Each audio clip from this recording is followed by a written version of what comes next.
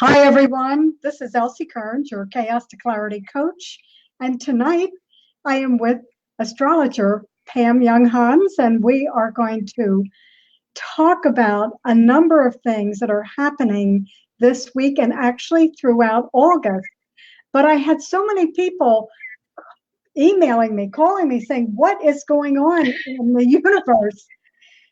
So, Pam, I want to ask you first. I know we have two planets that are at a standstill, or coming to a standstill. So that's very significant from what you said in your newsletter. Can you explain that to us, please, first?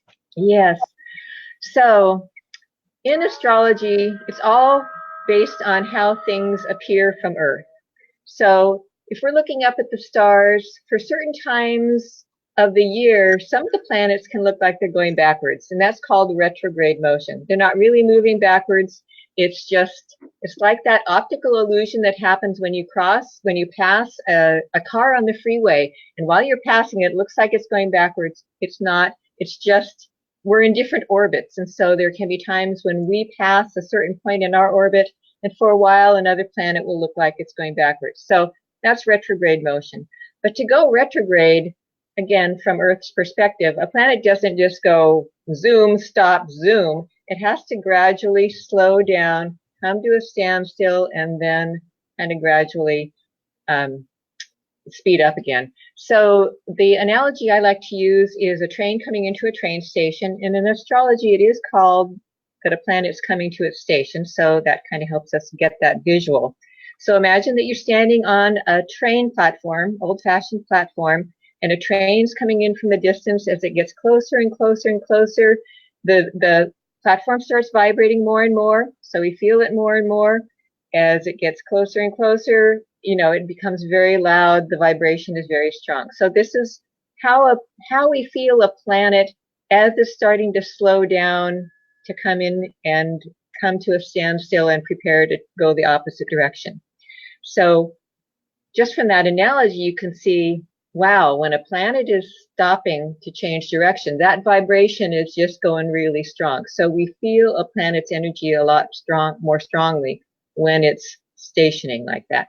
Now, what's wild about this week, I was counting off, we've got so many things going on this week. We can call this two things. So Jupiter is coming into the station and Uranus is coming into the station. So basically, we're standing on the train platform. We've got Jupiter coming from this direction, vibrating things like crazy. We've got Uranus coming from this direction, vibrating things like crazy. They're both going to come to station on Sunday, August 11th. So this week and next especially, we're very much in that vibration. So what the heck does that mean? Well, let's start with Jupiter. Jupiter is all about expansion and moving forward and taking risks and just having faith and optimism, and that's all the really great qualities of Jupiter. So there can be a real sense of almost excitement going on, like, oh, something's brewing, something's new. All of that can be kind of enticing and inviting in a really positive way. However, Jupiter has that magnifying effect also on anxiety and other things. So if we get into kind of a negative mindset, Jupiter is going to expand that. So very important to keep mindful, to keep our thoughts. I know none of us can keep pure thoughts. I'm not saying we do that, but just to be aware when we start to move into anxiety. And I've felt this all week. It's just like, okay, when I'm feeling good, I can feel really good. And when an anxiety comes in or a fear, it's like that takes over. And I think that's really the Jupiter effect. So that's the Jupiter side. Now with Uranus is the god of chaos, but chaos for the sake of making changes so that we allow something new into our lives. It's also the planet of higher consciousness. So it's about expanding into new ideas, new insights, new. When we think about Uranus, I think about the compound words that start with the word break. So we have breakthrough. We also have breakdown. We have breakout. We have break up. We have break away. So there's a lot. Breakfast.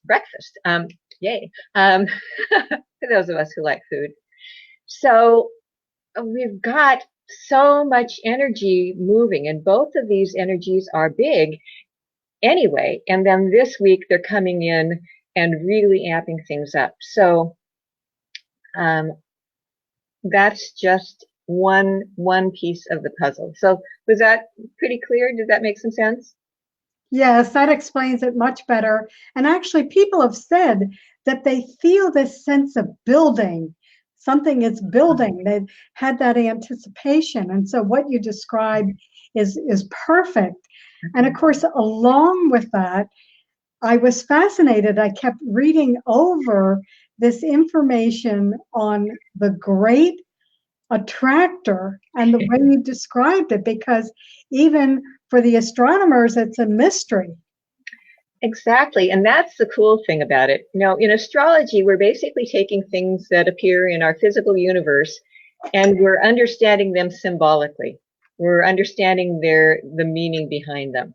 So we've got the Great Attractor, which nobody knows who it is. Scientists, astronomers, they don't really know what it is. All they know is that it has a huge magnetic field. And so it is drawing everything in its vicinity, and vicinity means tons of light years. It's like, let me look at my notes here. It is 150 million light years away from us, and we are being drawn towards it, along with, the whole Milky Way galaxy, all of the galaxies in our supercluster. There are superclusters of galaxies. So everything is rushing toward the Great Attractor. And I say rushing because it's at a rate of 373 miles a second. So that's over 1 million miles an hour. So we'd think, wow, we're going to crash into this pretty soon. And I didn't put this in the journal, but actually the Great Attractor is also moving. It's moving away from us, and they can tell this by the way that the light refracts. So it's just, now taking this all symbolically, to me, I look at it as representing we're always on an evolutionary path. We're always being pulled into the best us we can be. And humanity's always on this evolutionary trajectory, spiritually and in all ways. And we're drawn in that way. Most of us have kind of a spiritual pull. We have that sense of a yearning or a sense of, I need to go in this direction. So that's always a part of our experience. But it is a big mystery. So we're going into a mystery. We're searching for some meaning. And the Great Attractor is said to also be kind of the source of information. So it's almost like we're seeking this information, seeking these insights. It's in Sagittarius by our calculations. And Sagittarius has to do with the deeper meaning of life. So we're always seeking that deeper meaning and moving towards it. And then the fact that the Great Attractor is also moving towards something called the Shapley cluster or something. Anyway, they've named something else that's out there. So even our evolutionary trajectory is changing over time as well. So that's all going on. Now, what makes it big this week is that, again, from Earth's perspective, the Great Attractor is at about 14 degrees Sagittarius in 2 minutes. Jupiter, when it comes into our station, our train station, it's at 14 degrees, 30 minutes. So it's less than a half of a degree away from being exactly aligned with that Great Attractor. So Jupiter is the great magnifier. And so we not only are always feeling that Great Attractor unconsciously, but now we've got Jupiter magnifying it. So parts of us that haven't been aware of it consciously are somehow being drawn in, and we're feeling it. I had another analogy I was thinking about today, thinking of Jupiter as being a magnifying glass. And if it was just moving past the Great Attractor, we'd think a magnifying glass going past a point. But when you hold a magnifying glass, with the sun coming down over a certain point, it starts to fire. So there's this great focus of energy on us right now, and it's burning away things. It's burning away the old patterns. It's burning away the old beliefs. It's burning away things that are holding us back from that higher evolution. And so, like I posted in my Facebook page this week, I've been feeling drugged in the morning when I wake up. It's like I can't move myself. There's just, I eventually get in tune with the day, but that's not me usually at all. So I feel like there's a lot going on physically, mentally, emotionally. That purging, that burning away process is really going on in a big way. And so this is all happening this week. Jupiter's coming to station, is magnifying the Great Attractor. Uranus is coming along and saying, okay, and what else needs to change? And are you ready for it? And what do you need to break away from? And how do you live more authentically? So that's a lot. That is a lot. And I loved your analogy about burning away, because I actually brought some things at my therapy session this week, where I wanted to close the door on certain things, exactly what you're saying. So this all is in tune with what's going on for each of us in our own story, in our own way. And then I know on top of the Great Attractor, we have this Yod, the finger of God. Is that what it's referred to as?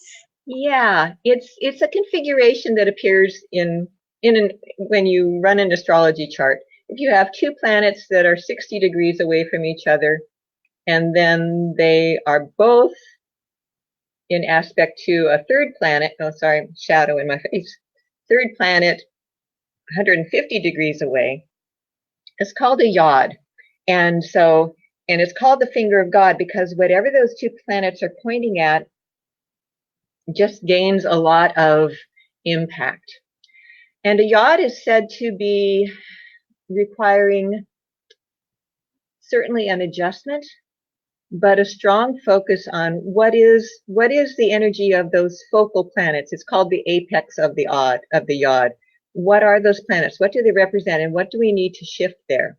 So at this point of the finger of God, we've got Venus and the Sun.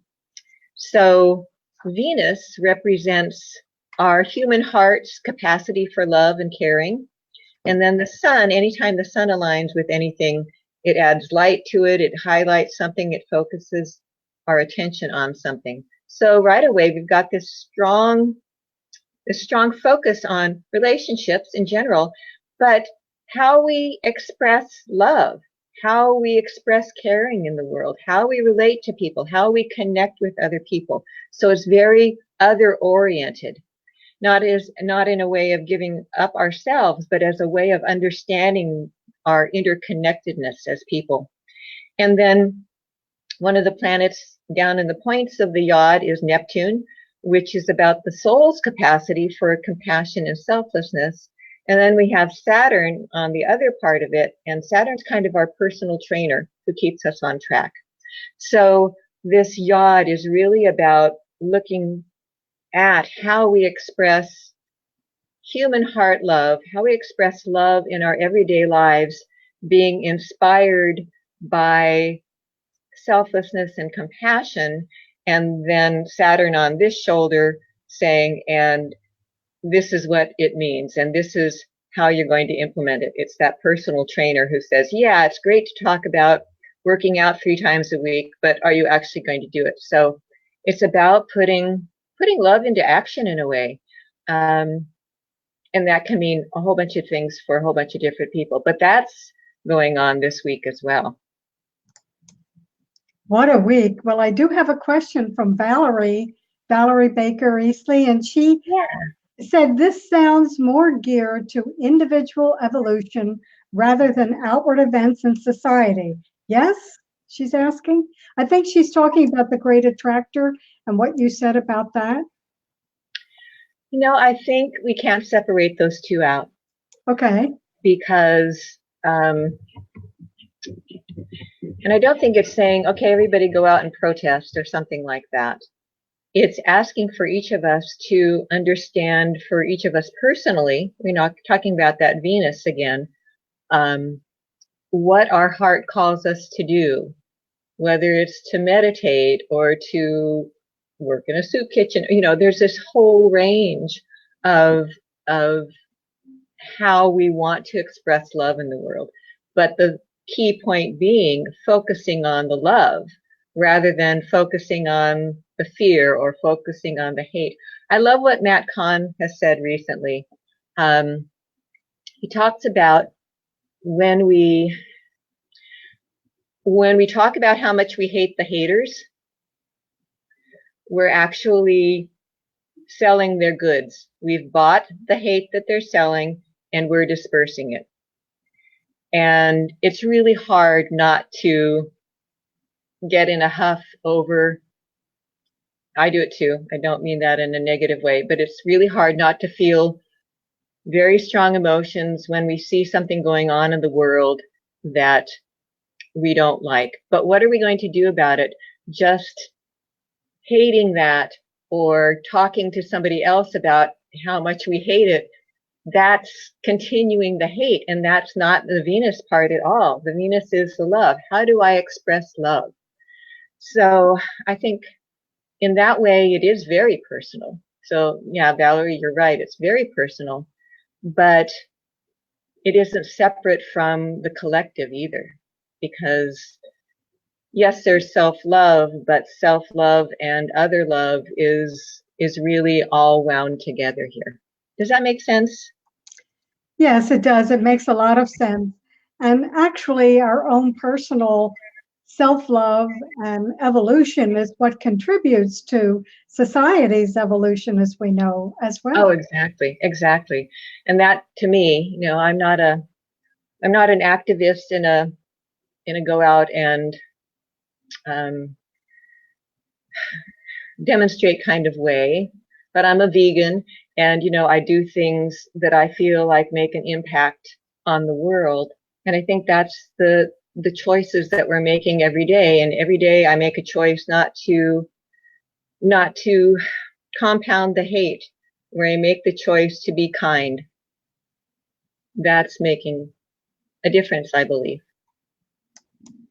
I would agree 100%. And, that's that Buddhist concept of bodhicitta, loving kindness, not only for ourselves, but certainly for others. So this has been exciting to really get more information and down-to-earth explanation of what's going on around us this whole week. And I just want to remind everyone, if you do not get Pam's weekly journal, usually comes out on Sunday, you can subscribe for free at her website, which I have listed up here above the Be Live at northpointastrology.com. So Pam, what are your final words of wisdom for us tonight? Well, if I could encapsulate it all, I would, but it's just a lot.